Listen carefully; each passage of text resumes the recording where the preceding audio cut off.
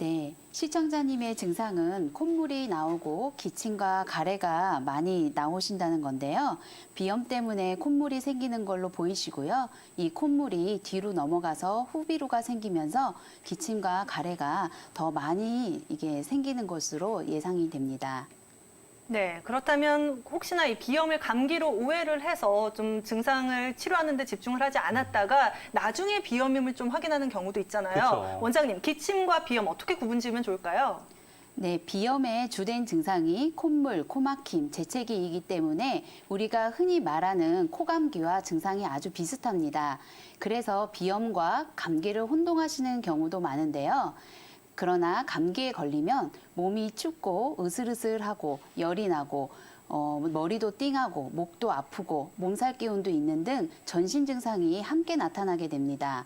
그래서 코 증상만 나타나면 비염일 확률이 좀 더 높고요. 이런 전신 증상까지 같이 나타난다면 감기일 확률이 더 높습니다.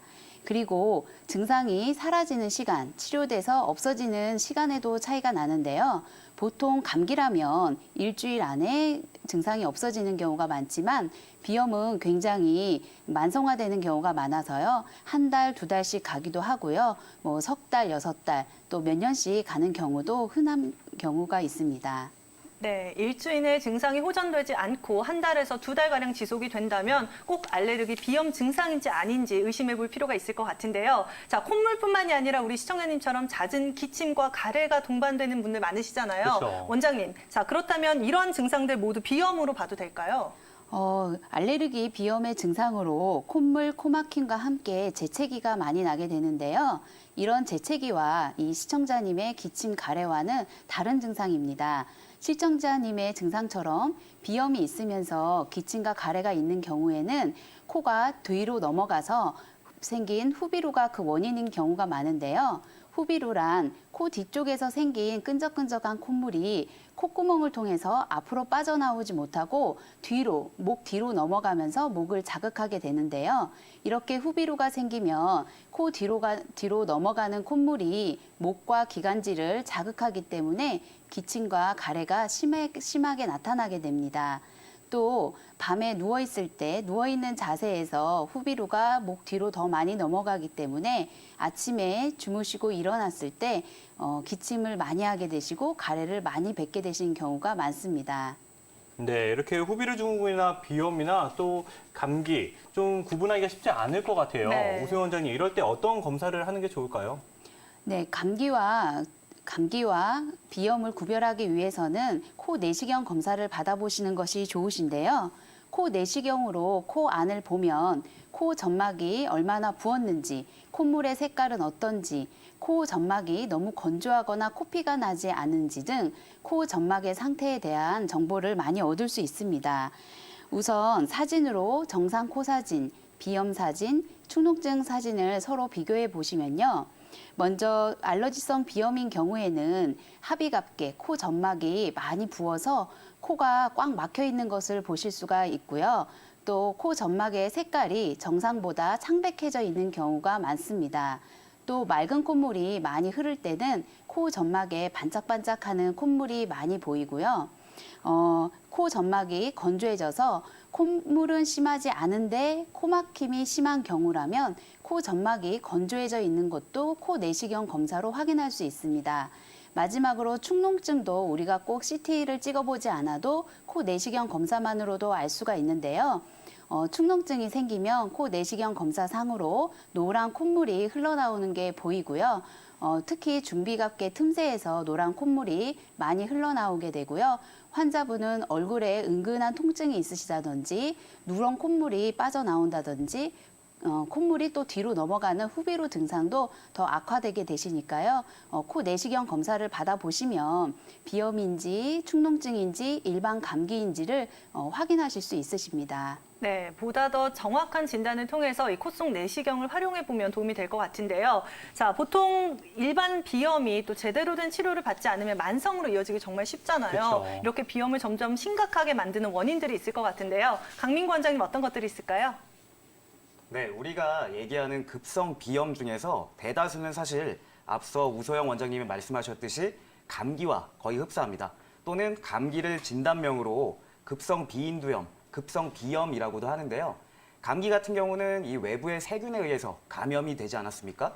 이런 외부의 세균에 의해 감염된 비염이 만성적으로 진행됐을 때 우리가 만성 감염성 비염이라고 합니다. 이게 이제 만성 비염의 한 종류 중에 하나지만 사실 가장 흔하게 보이는 게 또 만성 알러지성 비염이겠죠. 그 외에도 지속되는 이 비염으로 인해서 코 내부에 이 점막이 두꺼워지는 비후성 비염이나 찬 공기에 노출됐을 때 생기는 한랭성 비염과 같은 만성 비염의 여러 종류들이 있습니다. 이런 이 초기 비염에서 만성 비염으로 진행되게 되는 원인에는 여러 가지가 있겠는데 첫 번째는 감기를 여러 차례 반복적으로 걸리거나 아니면 한 번 걸린 감기가 제대로 회복이 되지 않았을 때 그럴 때 이제 만성 비염으로 진행될 수 있는 가능성이 높습니다. 그 외에도 이 콧대가 휘어 있는 비중격 만곡과 같은 코 내부의 구조적인 이상이나 스트레스로 인해서 호르몬이 불균형 또는 교감신경계의 불균형과 같은 이런 내과적인 질환에 의해서도 비염이 만성적으로 진행될 수 있기 때문에 각별하게 이 주의를 써서 살펴보시는 것이 중요할 것 같습니다. 그렇군요. 그런데 강민구 원장님, 아무래도 비염 수술을 하게 되는 경우가 있잖아요. 이렇게 병원에 방문하게 되면 네. 수술을 권유받고 여기에 대해서 고민하시는 분들 굉장히 많아요. 또 수술을 한다고 해서 명확하게 완전히 완치가 되지 않고 재발하는 경우도 많기 때문에 수술을 해야 될까 말아야 될까 고민들 많이 하시는데 어떻게 생각하시나요?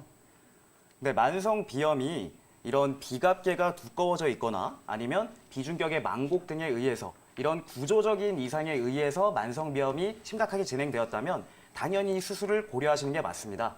그러나 이 수술 이후에도 증상이 계속되고 불편함을 호소하시는 환자분들이 있는데요. 그런 경우에는 이제 이런 구조적인 이상 때문만에 이 문제가 생기는 것이 아니라 그 외에도 이 안에 이제 내부적으로 좀 불균형한 이 신경계나 호르몬계의 불균형에 의해서 계속해서 좀 염증이 만성적으로 지속되는 경우들도 있고요. 또 우리가 이제 가장 많이 하는 수술이 이 하비갑계 절제술이라고 해서 코 안에 있는 이 코의 살점을 떼어내는 겁니다. 비염이 이제 코막힘이 가장 좀 대표적인 증상인데 그렇게 되는 게 이제 이 코 안팎에 공기가 왔다 갔다 하는 이 길이 좀 막히면서 환자분들이 답답함을 느끼시는 거거든요. 그러다 보니까 이 통로를 좀 깔끔하게 넓혀질 수 있게끔 이 비갑계라고 하는 코 내부의 구조를 레이저나 고주파 치료 등을 통해서 절제나 이제 위축을 시켜주는 겁니다. 근데 이게 좀 적게 잘라낼 경우에는 또 금방 자라나서 환자분들이 다시 불편해지시는 경우들도 있고 또 너무 과도하게 잘라내면 이게 또 이거대로 불편하게 생기는 경우들이 있는데요. 이런 이 수술 이후에 생기는 부작용들을 우리가 빈코 증후군이라는 증후군으로 부릅니다. 이 빈코라는 건 코 내부가 비어 있다. 즉, 코 내부를 잘라냈는데도 코가 답답하거나 코막힘이 있거나 이런 증상들이 계속 나타난다는 겁니다. 그래서 이런 부분들을 이제 치료하기 위해서 또 하는 방법 중에 하나가 굉장히 특이하게도 이 잘라낸 비갑계의 모형을 다시 넣는 치료법도 있습니다. 그렇게 되면은 이제 공기의 흐름이 비갑계가 있을 때처럼 다시 유지가 되면서 건조하거나 불편했던 감각이 좀 사라지게 되기도 하는데요. 이처럼 이 수술을 한다고 해서 모두가 다 좋아지는 경우는 아니기 때문에 수술을 하고 나서도 대증 치료를 하시거나 아니면 이런 증상들을 완화시켜줄 수 있는 한의학적 치료들을 병행하는 것도 환자분들에게 큰 도움이 된다고 생각합니다. 네, 수술을 받아서 모두 좋아지면 좋겠지만 아무래도 재발이 자꾸 완치가 힘든 증상인 만큼 보다 근본적인 원인을 좀 집중해서 치료를 해봐야 될 것 같은데요. 자, 그렇다면 우소영 원장님, 비염과 후비루 증후군 같이 코 관련 질환들 한방에서는 어떤 치료 방법 사용하나요? 네, 여러 가지 코 증상으로 한의원에 방문하시게 되면 먼저 코 내시경으로 코 안의 상태를 확인하게 됩니다. 그래서 비염인지 충농증인지 일반 감기인지 정확하게 진단을 내리고 치료를 시작하게 되는데요. 치료는 크게 한약 치료, 호흡기 치료, 배농 치료, 침 치료로 나누어져 있습니다. 한약 치료는 증상이 초기인 경우에는 건강보험 적용이 되는 한방 과립제를 사용하는 경우가 많고요. 증상이 오래됐을 경우에는 좀 더 장기간의 한약 치료가 필요한 경우가 많습니다. 또 호흡기 치료에 대해서 말씀을 드리면요. 코에 좋은 한약재를 다릴 때 나오는 증기를 모아서 만든 투명한 한약인 증류한약이라는 약이 있습니다. 이 증류한약으로 네뷸라이저를 하거나 코세척 치료를 하는 것이 코에 참 좋은데요. 이런 치료를 증류한약 호흡기 치료라고 합니다. 이런 치료법을 받으시면 코 속에 있던 끈적끈적한 콧물까지 묽어져서 쉽게 배동이 될 수 있는 상태가 되는데요. 이런 상태를 만들어 놓고 가늘고 긴 석션 팁을 코 속 깊숙하게까지 넣어서 콧물과 후비를 빨아내는 치료를 바로 배농 치료라고 부릅니다. 이런 배농 치료를 받으시면 코 속을 메우고 있었던 콧물과 후비루가 빠져나가면서 코막힘도 개선이 되시고요. 시청자님처럼 후비루가 뒤로 넘어가서 생기는 기침과 가래에도 좋은 효과가 있습니다. 또 침치료나 약침 치료를 코 주변의 혈자리에 맞게 되면 코골이나 코막힘에도 좋은 효과를 보실 수 있습니다. 또 먼저 설명해 드렸던 건강보험 적용이 되는 보험한약 과립제에 대해서 또 설명을 해드리면요. 가장 많이 쓰이는 처방은 소청룡탕입니다. 소청룡탕 이름을 들어보신 분도 많으실 건데요. 맑은 콧물이 줄줄 나오고 재채기가 심하게 나오고 코 속이 간질간질할 때 많이 처방해 드리는데요. 계절성 알러지성 비염에 많이 사용되는 한약입니다. 하지만 이 단계가 지나서 콧물은 심하지 않는데 코막힘은 심해지고 코가 답답해지는 비염으로 발전을 하게 되는데요. 이럴 때는 현계연교탕을 쓰게 됩니다. 주로 노란 콧물이 좀 나오고 중이염이 또 합병돼서 같이 나타날 경우에 현계연교탕을 많이 사용하게 되고요. 이보다 더 진행이 돼서 비염이 악화돼서 축농증까지 되었다면은 현계연교탕보다는 갈근탕을 더 많이 처방하게 됩니다. 네, 이렇게 증상 정도에 따라서 치료 방법이 달라진다는 점 꼭 기억하시면 좋을 것 같은데요. 강민구 원장님, 이렇게 한의학적 치료를 어떤 효과를 기대하고 받는 건가요? 네, 이 한의학적 치료가 비염에서 갖는 효과는 사실 이제 이 대증 치료를 할 때 이것들을 강화시켜주거나 병행 또는 대체할 수 있는 효과를 가질 수가 있게 됩니다. 한의학적 치료법에 대해서는 앞서 이 우소영 원장님이 잘 설명을 해주셨듯이 한약 치료나 침 치료, 약제 치료 같은 것들이 있겠는데 사실 저도 오늘 아침에 그 가벼운 알러지성 비염이 있어서 소청룡탕을 한 포 먹었습니다. 근데 하루 종일 이 맑은 콧물이나 재채기 같은 것도 나지 않고 편안하게 생활을 했는데요. 사실 이 해외에서도 이런 항생제나 아니면 시술 같은 대증 치료와 같이 병행할 수 있는 치료법들을 찾고 있는데 그중에 이제 한의학적 또 한약을 활용하는 것들이 많이 각광을 받고 있습니다. 최근에 발매된 이 국내 논문에 따르면 이런 항생제나 소염제를 처방받는 비염 환자들이 이 한약과 같이 병행 투여를 했을 때 그 치료 효과가 좀 더 높아지고 또 수능도가 좋아진다라는 이제 연구 결과가 있었습니다.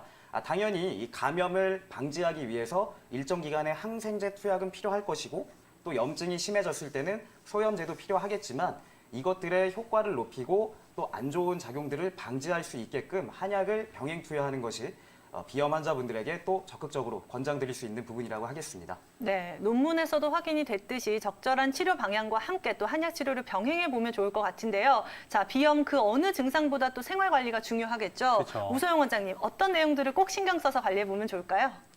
네, 비염은 평소 생활 관리가 아주 중요한 병인데요. 우선 알러지성 비염 같은 경우에는 알러지를 일으킬 수 있는 항원, 그 원인 물질을 피하는 회피요법을 쓰시는 것이 가장 좋습니다. 진먼지 진드기로 인한 알러지성 비염이 많기 때문에 먼지를 줄여주시는 것이 좋고요. 담배 연기나 또 꽃가루, 그리고 스트레스도 비염을 악화시킬 수 있기 때문에 스트레스도 피해 주시는 것이 좋습니다. 또 실내외 온도차가 크게 되면 혈관 운동성 비염이 또 생기게 되는데요. 더운 여름에 너무 차가운 음료수를 많이 마신다든지 에어컨은 바람을 너무 세게 쐬신다든지 이런 것들이 다 비염에 좋지 않은 습관이니까 주의를 해주시는 것이 좋으실 것 같습니다. 또 뜨거운 음식을 먹거나 매운 음식을 먹을 때 유독 콧물을 많이 흘리는 비염이 있는데요. 바로 혈관 운동성 비염입니다. 이런 분들은 너무 자극적인 음식을 좀 피해 주시는 것이 좋으실 것 같습니다. 또 요새는 미세먼지가 굉장히 많이 발생되고 있는데요. 미세먼지가 아주 심하게 발생하는 날은 외출을 좀 자제해 주시는 것이 좋으시겠고요. 부득이하게 외출을 하실 경우라면 황사용 마스크를 쓰셔서 미세먼지로부터 코 점막을 보호해 주시는 것이 좋으실 것 같습니다.